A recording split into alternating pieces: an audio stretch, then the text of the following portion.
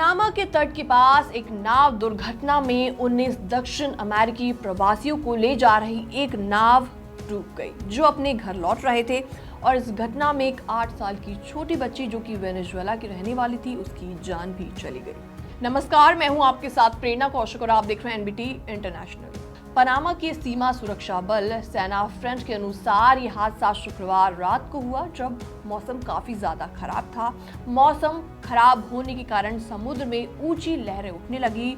नाव में वेनेजुएला और कोलंबिया के प्रवासी और 2 क्रू मेंबर्स सवार थे।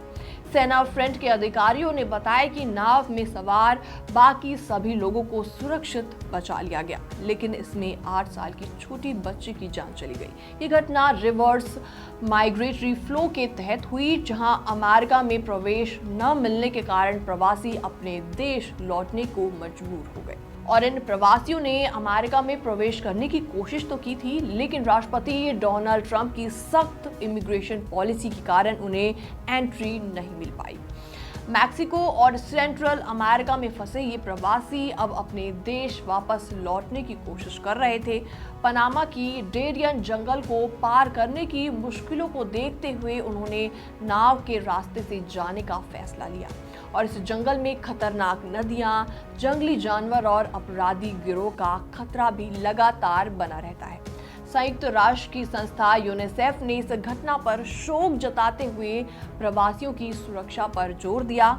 यूनिसेफ ने अपने बयान में कहा कि प्रवासियों की यात्रा के दौरान सुरक्षा बहुत ज्यादा जरूरी है, खासकर ऐसे खतरनाक रास्तों पर।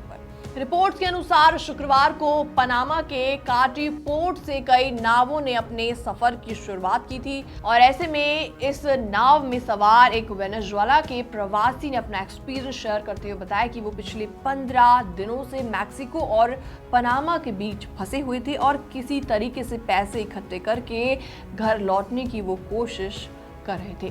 सेना फ्रंट ने बताया कि इस समुद्र में 3 नाव थी जो कोलंबिया की सीमा के पास ला मील की ओर जा रही थी। खराब मौसम के कारण 2 नावों ने अपनी यात्रा रोक दी, लेकिन एक नाव ने आगे बढ़ने का फैसला किया और इसी फैसले के कारण ये दर्दनाक हादसा भी हुआ।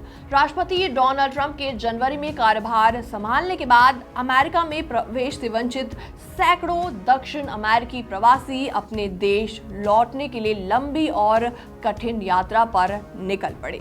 कुछ प्रवासी पैदल, बस और नाव के जरिए सफर कर रहे हैं और रास्ते में अस्थायी शरण स्थलों में ठहर भी रहे हैं।